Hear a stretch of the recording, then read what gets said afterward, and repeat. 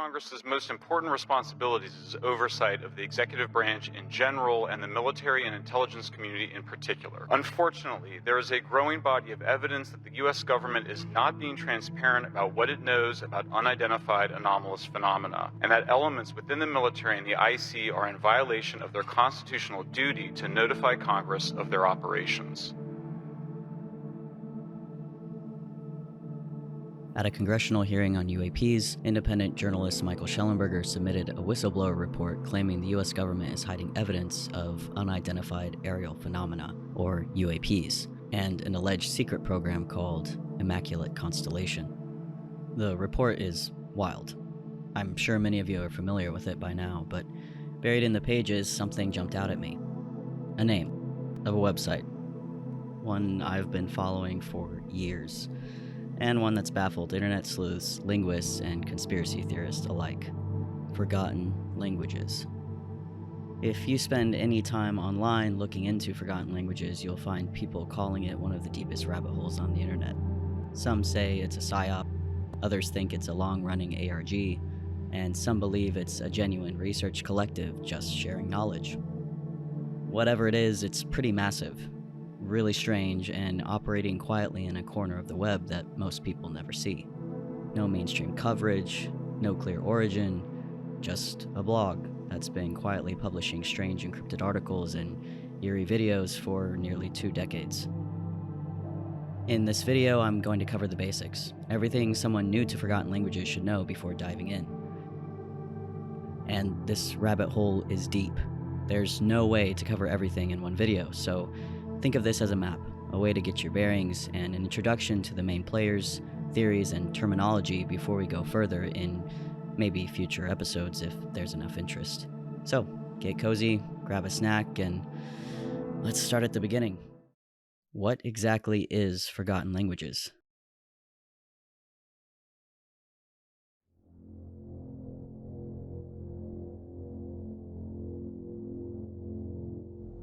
Forgotten Languages, or FL, is a blog that first appeared in 2005. It's uncertain who started it, and when asked, one of the main contributors said, "I do ignore who founded the group as such." The site has published nearly 10,000 posts over the last 2 decades. No ads, no announcements, no breaks. There are multiple contributors, and the number of them has grown, from 13 names in 2012 to 43 in 2025. The authors use pseudonyms: Andrel, Doreen, Erda. It's rare for a day to pass without at least one new post, but on most days, multiple articles go up. Across a 9-month stretch in 2013 to 2014, they averaged 114 posts per month. Each article includes a title, a block of main text, custom images, the author's name, tags, and a bibliography. The bibliographies often cite peer-reviewed papers, other FL articles, and occasionally hidden posts labeled defense reports, entries by FL that are not visible on the public blog. Many of these internal citations follow a specific format, FL- and then a number. It's a date, day, month, year. So something like FL 160706 refers to a post from July 16th, 2006. But some of them cite dates long before the site went live in 2008, like this one, which has an article from 98, or decades into the future, like this one, which could be, I guess, 1942, but also 2042, considering the report is about time travel. These anomalies show up most often in defense reports. Many aren't even linked. They just exist in the footnotes, implying a larger archive the public doesn't have access to. Topics covered on the site range from the philosophical, to the scientific, to just the truly bizarre. Just a glance at the article tags brings up things like alchemy, angelic language, vampire, defense, anti-language, dreams, dark millennium. Many articles reference alien races, as well as theoretical tech, language fractals, and what FL calls chemolinguistics, language as a medium for manipulating biology. Most of the articles are written in what look like constructed languages, not foreign languages, but entirely invented ones. Google Translate can't help here, and even advanced AI models can't crack them. They've developed at least 40 of these languages, probably more. One of the most striking examples is Cassini Discus, a symbolic language made up of colored geometric shapes. Sandwiched between the encrypted passages, you'll find English sections. These vary widely. Some read like dense scientific discussions on propulsion or quantum theory. Others are poetry, personal reflections, or sharp ideological commentary. Some are possibly the beliefs of FL members themselves, but it's important to point out that many are not. There are quotations from other groups or individuals that don't necessarily reflect the views or beliefs of FL themselves. It's also curious that the site has no obvious monetization or marketing strategy. FL also has a YouTube channel, active primarily between 2007 and 2018. The videos feature cryptic visuals layered with electronic music, often ambient or techno-adjacent, and titles that seem just as obscure as the blog posts. As stated by one member of FL, videos in our channel are an alternative way to communicate knowledge. Music is a powerful way to induce altered states of consciousness that sometimes are required to access primordial knowledge. Some viewers have even analyzed the spectrograms of FL's audio tracks, visualizing the frequencies to look for hidden patterns or embedded signals. Then there's the bookstore, Aureum Linguae, which advertises rare and esoteric texts. Though many have tried to purchase from the site, decoding its email address and reaching out, no one seems to receive a reply. A note on the site reads, "Please contact us about prices before placing an order for an on-demand book reproduction. Bear in mind that these books are luxury items for wealthy customers." Despite how public the website is, Forgotten Languages remains largely in the shadows, deliberately or otherwise. So, what are these languages, and what is this group trying to accomplish?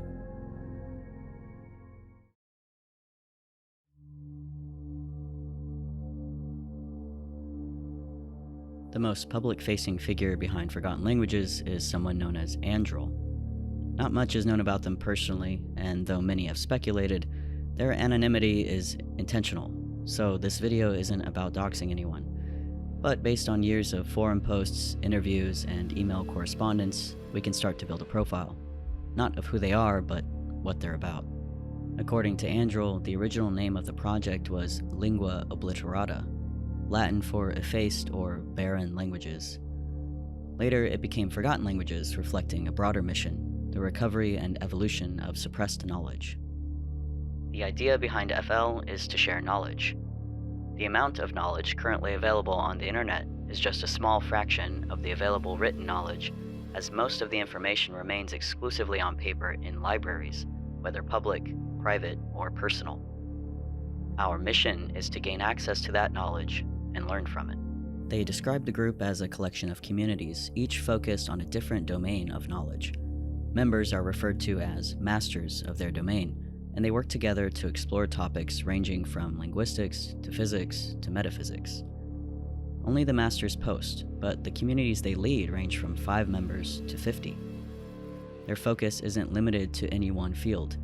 You'll find references to everything from Sufi mysticism to quantum computing, from Vedic texts to alleged government black projects. FL doesn't seem to separate esoteric knowledge from classified information. To them, both are hidden in plain sight, waiting to be discovered. But their main focus, language, not really as a tool, but as a living system. On a language forum in 2010, Andrel stated that language isn't just a way of describing the world, it actually shapes our perception of it. According to them, there are feelings, experiences, and even entire ways of being that only exist because a language gives them form. Only a native speaker of Russian can fully grasp the meaning of Dusa. Only a native speaker of Hebrew can grasp the full meaning of Memra or Ruach. There are cognitive tests that consistently prove a speaker of a certain language perceives reality in a different way than a speaker of another language. Language and consciousness are inseparable. Andrel signs off by calling forgotten languages the Translation Shall Cease project. In Andrel's words, we're reaching a point where existing languages, especially natural ones like English, Russian, or Arabic, are no longer sufficient to describe what's coming. In their view, language shapes not just thought, but identity itself, and that identity can become a prison. Whether it's post-human evolution, contact with non-human intelligences, or the nature of consciousness itself, we are outgrowing our current vocabulary. To address that, FL claims to have developed a system called node spaces, a kind of experimental software that simulates language drift using mathematical models. They describe it as a genetic algorithm where a language is subjected to evolving boundary conditions. Some languages are the result of altering Welsh or Semitic languages and letting the system run with new parameters. Others, like Cassini discus, look more like visual symbols than traditional text. We are not interested in proto-languages, Andrel wrote. We are interested in proto-humans, as they spoke, so we can understand post-humans, as they will speak. These new languages, according to FL, aren't just for communication. They're tools for accessing knowledge, shifting consciousness, and potentially making contact with other forms of life that may exist in extra dimensions. Communication is just a survival strategy used by all life forms. Language is just a small subset, used by humans and those life forms who have a similar neural setup. But if we want to communicate with others, say ants, we would need something else entirely. There's a recurring sense in Andrel's writing that the real message isn't just in the words, but in what they point to. That meaning may not come from decoding at all, but from a fundamental shift in how we perceive. The overarching idea is clear. Knowledge is freedom. But maybe it's not the kind of knowledge we're used to chasing. Maybe it's not totally about finding answers, but about learning how to see. And the evolution of language, they believe, is key to accessing knowledge, and maybe even kinds of connection that are currently beyond our reach.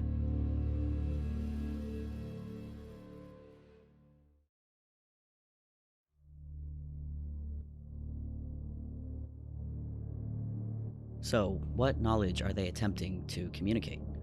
This section is going to briefly describe some of the main topics that FL covers in their posts. This is by no means a deep dive, so if there's enough interest, future videos will cover each of these topics and more in greater detail.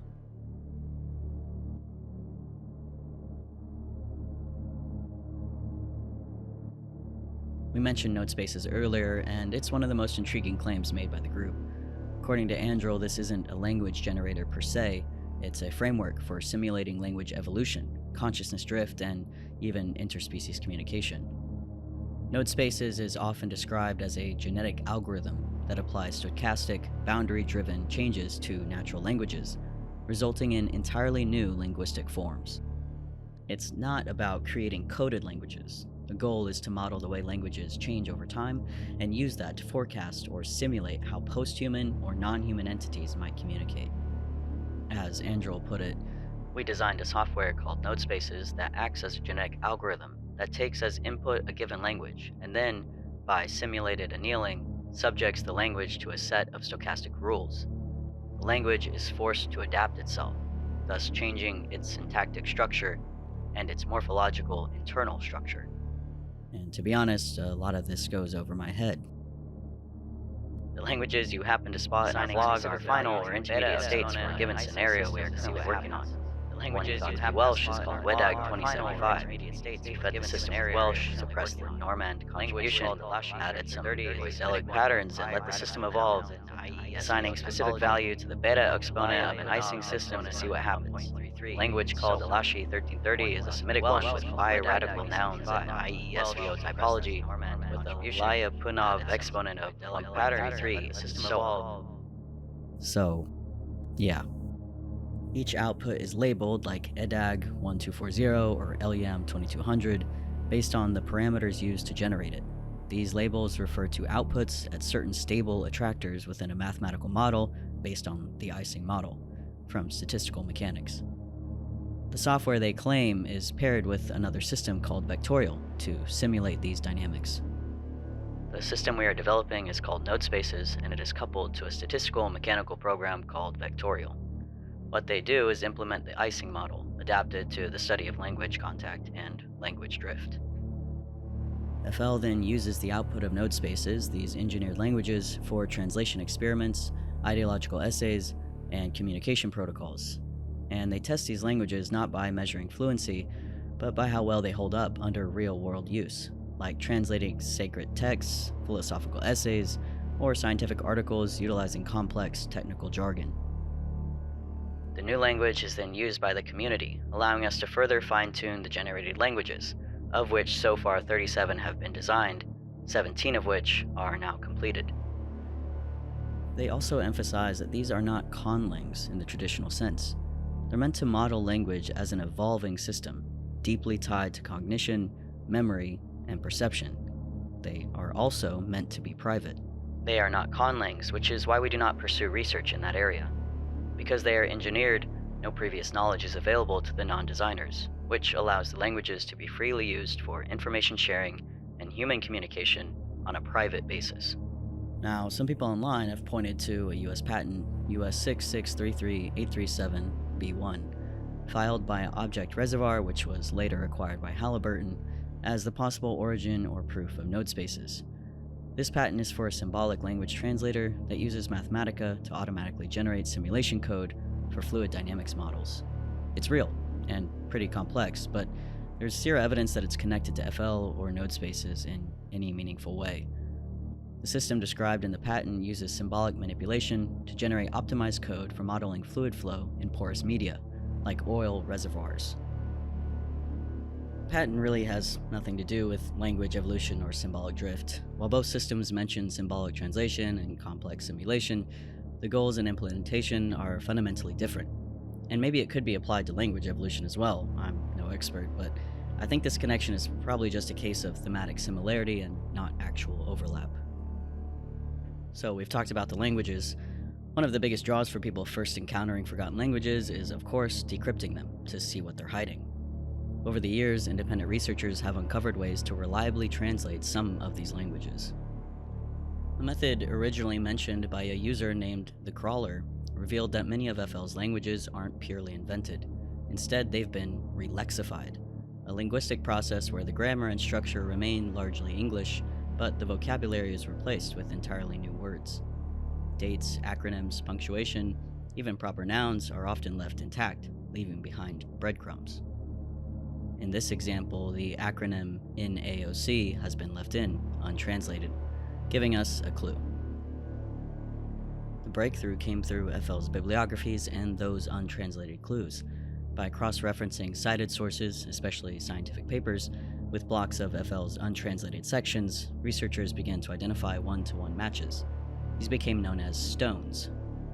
Like Rosetta Stones, they unlock parts of a specific dialect and allow translations to be built from the inside out.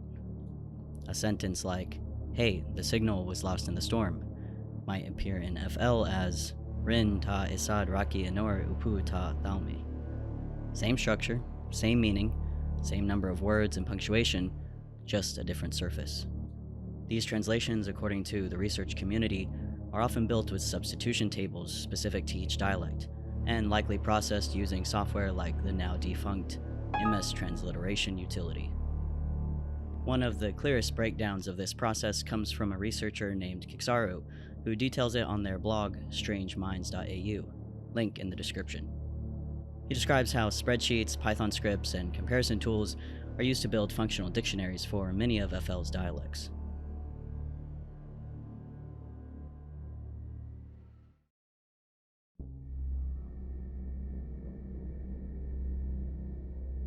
One of the most recurring entities mentioned is a group known as the Gazelians.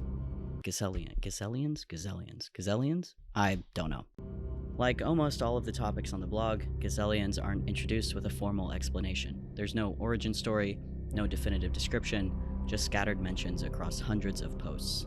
Gazelians are consistently associated with high-level events, UFO sightings, technological anomalies, and direct biological recoveries. According to FL, a site in Galan, Iran, referred to as Gazel, has been at the center of these encounters for over 50 years. You may have heard of the 1976 Tehran UFO incident, a real, widely documented case where 2 Iranian fighter jets were scrambled to intercept an alleged glowing object in the sky. One jet lost instrumentation and communication as it approached. Weapon systems failed. The radar locked onto something massive, but when the pilot tried to fire, everything shut down. Suddenly, nothing was working. The weapons control panel was out, and I lost all the instruments and the radio. Jafari looked to his left and saw the primary diamond-shaped thing up there, and another bright object came out of it and headed directly to the ground. Expecting an explosion that did not happen, he claimed, "It seemed to slow down and land gently on the ground, radiating a high, bright light." That incident is real. It was reported to the U.S. Joint Chiefs of Staff on the same day. In a post titled 64 Years of Excavations in Gazelle, FL claims that what happened in 1976 was part of a broader recovery effort related to Gazelian technology and biology. That Gazelle is somehow a hotspot for out-of-Earth visitors is out of dispute. The 1976 Tehran UFO incident was probably the tip of the iceberg. They allege that 2 earlier high-level events in 1975 and 1976, which were never publicly disclosed, prompted the formation of an international recovery program, and a later incident. The 2003 high-level event involved the recovery of the downed craft from the depths of the Caspian Sea, an opportunity to gather information on the biology of those beings. FL reports the recovery of 5 nearly intact bodies and non-terrestrial artifacts, including some linked to the enigmatic Cassini discus system. The implication is that the Gazelians, who are never clearly defined, aren't just passing through. They may have lost something here, and they may be trying to get it back. Some of the bodies found in the Gazelle site deserve special mention for the pattern of disposal, as well as for the association with strange technological objects, in particular with the so-called Cassini discus. The 1976 incident itself, according to FL, was part of a larger wave of Gazelian activity, including events in Spain, Iran, and elsewhere that year. They referred to it as the Gazelian Forward Wave. Of all the UFO flaps, this was the most extraordinary, as Gazelian visitors ventured to even land on at least 3 occasions, and were reported to fly over 35 sensitive military facilities. They describe a sophisticated intelligence-gathering operation, sightings over nuclear and military sites, and intercepted signals that couldn't be identified or denied. It remains unexplained how multiple 121.12 MHz signals were received, as if the ground were covered with hundreds of emergency beacons. They also report radiation-like injuries reported by recovery personnel. 2 of the recovery team members felt a burning in the chest, having a total loss of epidermis. 3 died on the morning of the 5th. The official line was denial. According to FL, there were even international meetings between Soviet and American officials to withhold what happened in Gazelle from the Iranian government. Decision on not to share any information about the Gazelle incident with the Iranians. Reply from the Soviets that they will not share with us any information related to the Gazelle high-level events if Belenko's affair is not properly handled. Even more unsettling is the idea that these beings weren't necessarily trying to communicate with us at all. In another post, FL describes the CAFB incident in New Mexico, where signal exchanges were reportedly observed between non-human lifeforms, with us on the outside, simply watching. We were contemplating the signs of unintentional communication between non-human lifeforms absolutely not interested in communicating with us. FL calls this a shift from semiotics, the study of meaning, to semiosis, the process by which meaning itself emerges. To them, these aren't just aliens and ships. They are part of our world, part of our technosphere, and now, our biosemiosphere. They've left markers, signals, beacons, from Iran to Kamchatka, Chiapas to Alaska. And if FL is to be believed, or the sources they're quoting, we're not looking for them anymore and haven't been for a long time. We've been living alongside them.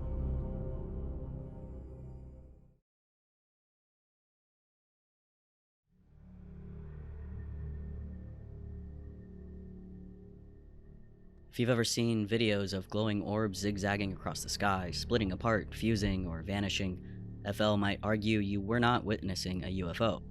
You were watching a mill orb. According to FL sources, mill orbs, short for military orbs, are spherical plasmoids designed for electronic warfare, population influence, and even pilot training. They're not alien, but they're not exactly human either.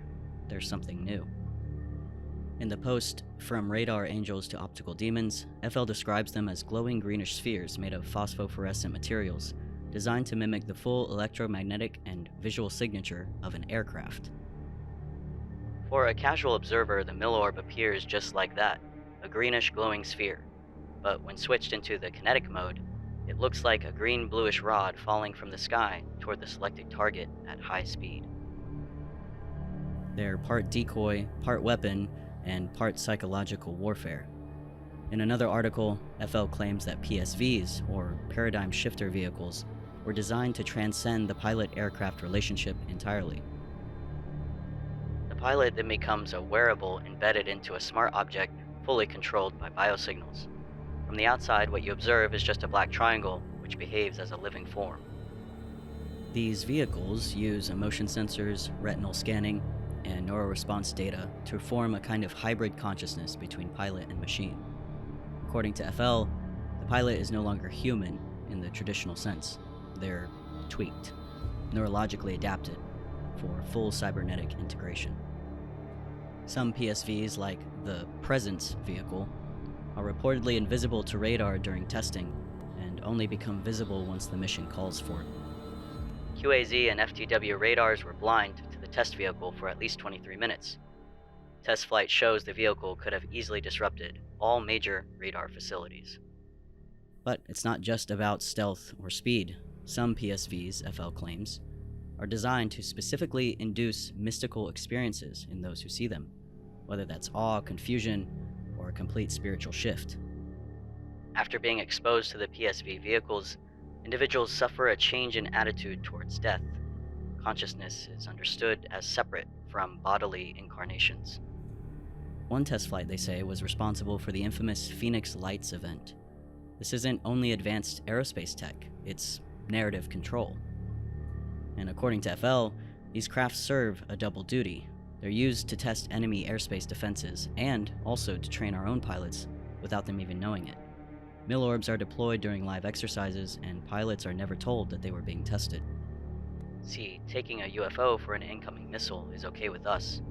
Taking an incoming missile for a UFO is not. So if a pilot sees a mill orb, reacts, and reports it as a UFO, that's considered a successful test. Telling them the UFOs they encounter are mill orbs used to test their combat abilities will destroy the spirit of the advanced training program. On the other hand, not telling them the truth bolsters their belief in the existence of UFOs.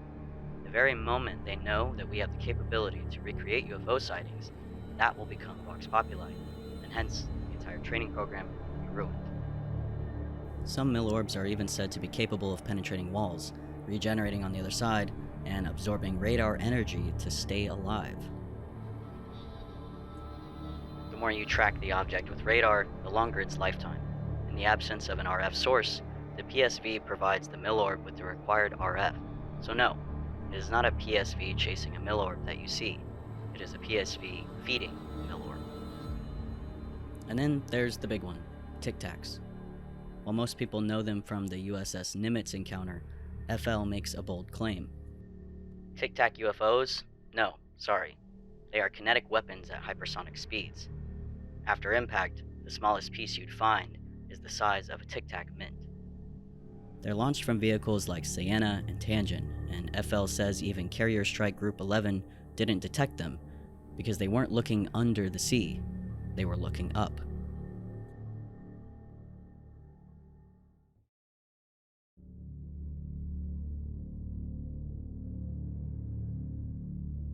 Throughout the English passages in FL, a group called SV-17Q shows up again and again, sometimes mentioned directly and sometimes just hinted at. When they appear, the tone changes. These aren't researchers or scientists explaining their work. They sound like strategists, cold, calculated, and in control. It feels less like academic writing and more like internal communications from people pulling strings behind the scenes, economically, politically, and globally. In one article, they described their philosophy bluntly. If UAP are a threat to any states, then they are probably a threat to all. Collective security is the most logical defense. Thus, SV-17Q backed a strategy of attacks to key infrastructures all over the world to force a situation in which the entire world would accept collective security. It reads like the justification of a covert elite, one that doesn't only react to world events but manipulates them, and not for governments but for markets. Disclosure does not depend on governments, it depends on us, the market. UAP represent a golden opportunity to increase our profits if we manage the situation wisely. In one document, SV-17Q is directly linked to covert military actions. The article Zafar-1 Satellite Beautiful Failure describes a 2020 operation where SV-17Q conducted cyber and physical disruptions during tensions between the US and Iran. It involved communication blackouts, the interception of satellite parts, and the deployment of mill orbs. In the article Super Games, FL presents COVID-19 not as a health crisis but as a coalitional strategic game.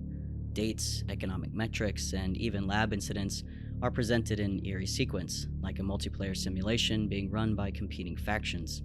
One of those players, SV-17Q.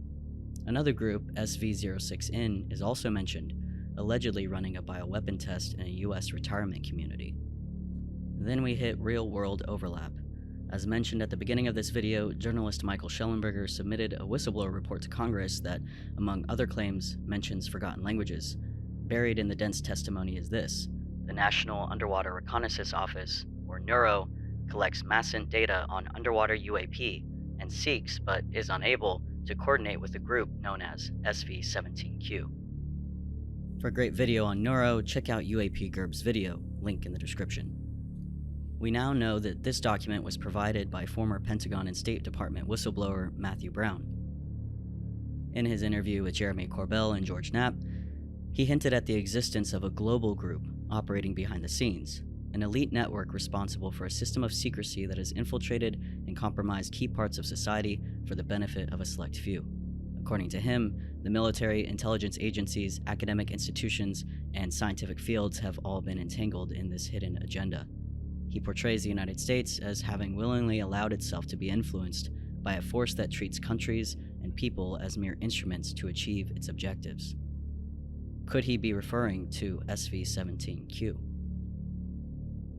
In the same FL article that the Schellenberger document references, SV-17Q is again connected to a database called Dolan, which allegedly tracks 17,500 signatures, including non-terrestrial ones. The article claims SV-17Q confiscates the data under a no right to know dictum. We don't know who SV-17Q actually is, but on Discord, a user who met Lou Elizondo, former head of the Pentagon's ATIP program, claims Lou told them that SV-17Q and SV-06N are real, and that they were real bodies.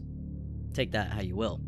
Elizondo has stirred controversy recently after showing a debunked photo of a supposed UFO at a congressional meeting, one quickly revealed to be an optical illusion created by Fields. So, maybe treat his name with caution. But the mention of SV-17Q is certainly now bleeding from obscure FL documents into the larger UAP conversation.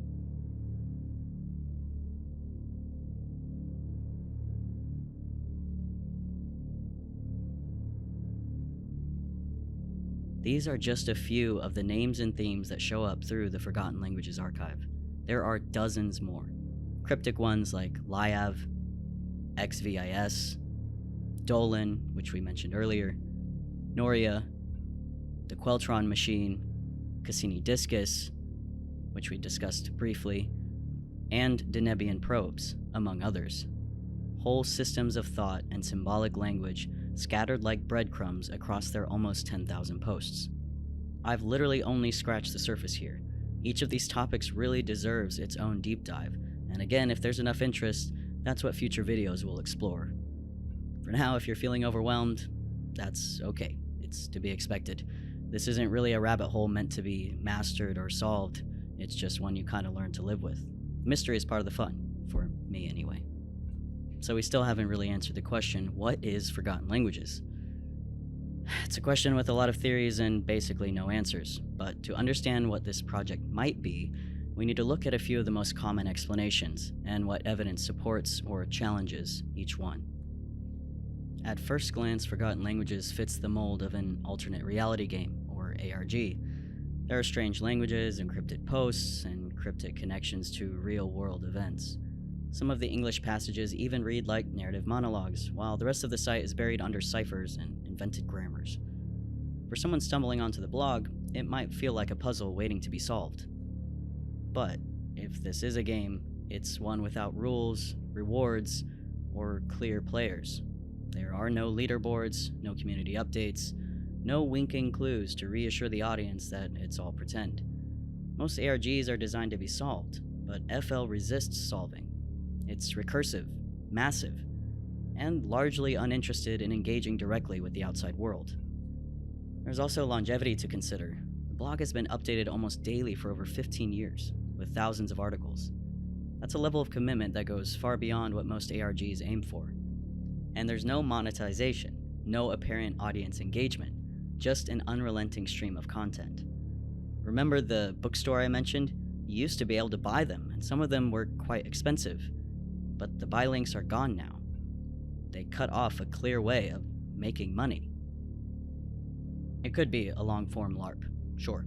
But if it is, it's one of the most sustained, detailed, and inaccessible ones ever made. Some of the terminology in FL points directly to defense contexts. Defense reports, ELINT, ISR, node spaces, MASINT, and more. The blog references real locations, real satellites, and real military programs. It even aligns with dates of public events, like the previously mentioned Tehran UFO incident, the Phoenix Lights, and specific satellite re-entries. One theory suggests FL is a kind of narrative training ground, a soft interface for internal communication, scenario modeling, or testing psychological responses to disclosure themes. The blog's languages could function as obfuscation, methods of hiding meaning in plain sight while still offering accessibility to trained eyes. Or they could be modeling a technology they'd like to sell to defense contractors, or the government. But there are issues with this theory. For one, the blog is public. If it were truly a covert government project, why host it on an open access platform, with no login or clearance barriers? Government ops don't tend to wrap intelligence in postmodern poetry and Vedic symbolism. Still, some researchers think that it could be a leaked archive, a back channel, or a legacy project from a now defunct unit. There are hints, but no confirmation. This is my personal favorite. Forgotten Languages shares conceptual DNA with the Cybernetic Culture Research Unit, or CCRU, a 1990s collective that merged philosophy, cybernetics, occult ideas, and speculative fiction into recursive theoretical experiments. CCRU developed the idea of hyperstition, fictions that make themselves real by spreading, repeating, and embedding in culture. FL seems to operate in a similar way. Its articles don't explain, they propagate. It layers myth, math, and metaphor in a way that feels designed to reshape how the reader perceives language, time, and self. In one research paper online, a dedication even thanks members of the CCRU and androregina in the same space, suggesting at least a shared influence or lineage. If this is a hyperstitional engine, it may not be trying to describe reality at all. It may be trying to create a new one, through language, repetition, and recursion. But unlike the CCRU, FL doesn't seem interested in theory circles, cultural dialogue, or academic discourse. It publishes into a void, refusing commentary or context. So, while the structural similarities are strong, the surrounding behavior is a bit harder to place. One of the more unsettling theories is that FL is the mouthpiece of a private, non-governmental group operating across defense, finance, and psychological influence domains.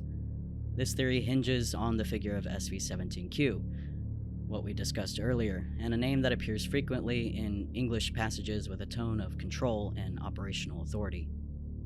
Another describes covert cyber operations, directed satellite interceptions, and the deployment of mill orbs during real-world geopolitical events. If true, this would suggest FL is a place where real-world strategies are processed through language for internal use, plausible deniability, or psychological insulation. But again, there's no confirmation. The surface weirdness could be camouflage, or it could be exactly what it looks like, speculative fiction dressed in seriousness. Even the Discord claim that Lou Elizondo said SV-17Q was real, while compelling, is anecdotal and tied to a figure who's recently lost credibility. Sometimes the simplest explanation deserves a hearing. FL could be the work of a passionate, deeply interdisciplinary group, linguists, scientists, artists, maybe a few ex-military types, creating an experimental fusion of fiction, research, and cryptography. Not for fame, not for money, but just for curiosity and art. The use of invented languages, obscure references, and layered meanings might reflect a collective that simply enjoys pushing boundaries. What happens when you treat language like code, and code like poetry? What truths hide in metaphor? What futures can you model if you treat myth and math as equal tools? There's a strong case for this. The tone often feels exploratory. There's no attempt to build a brand or sell a worldview. It's just content, voluminous, strange, and consistently produced. The biggest challenge to this theory is scale. Nearly 10,000 posts, dozens of languages, years of continuous output. It would require an unusual amount of dedication and some serious technical expertise to sustain something like this for so long. But if FL is a passion project, it's one of the most intricate and expansive ever attempted online.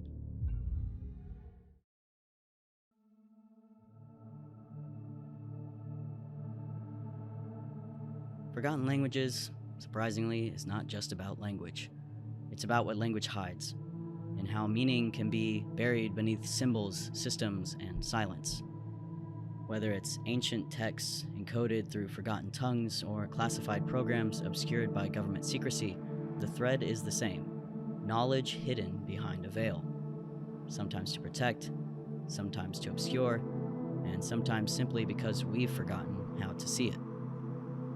FL seems determined to pull that thread, and whether they're revealing truth, encrypting it, or just exploring the limits of language itself, there's no denying that something unusual is happening here. I don't know exactly what Forgotten Languages is, but something about it keeps drawing me back. Maybe it's not meant to be solved. Maybe it's something to sit with, like a symbol or a dream. Something that shapes you more than you shape it. And I'm not here to decode it, just to share what I've found, and open space for others who are curious too. Of course, this video barely scratches the surface. There's a lot I didn't include. Whole systems, deep lore, obscure terms, and countless theories. Some of you who have been following FL for years might wish I'd gone deeper or mentioned other topics, and I get it. But this was meant to give a wide-angle view, a kind of orientation for anyone encountering Forgotten Languages for the first time. That way, if we do dive into the specifics later, the bigger picture is already there. And there really is so much more to explore, not just in FL itself, but in the communities that have risen and fallen trying to understand it. From the legendary Forgotten Languages study group, FLSG, to the Discord server I'm part of now, filled with people still chasing the signal. There are mysterious figures, strange events, fully translated articles, and tons of unanswered questions, not just in the material, but in the people who've tried to make sense of it. And then there's my own personal interactions with members of FL. If there is enough interest in future videos, I'll be diving deeper into the themes we touched on and more. Not because I have any answers, but because these questions feel alive to me. And if you have a particular question you want me to explore, or something you feel I brushed over too quickly in this video, please leave a comment. I would love the feedback. If something here struck a chord or stirred a question, stick around. I'm going to keep following the thread wherever it leads, and you're more than welcome to come along. Thanks for watching.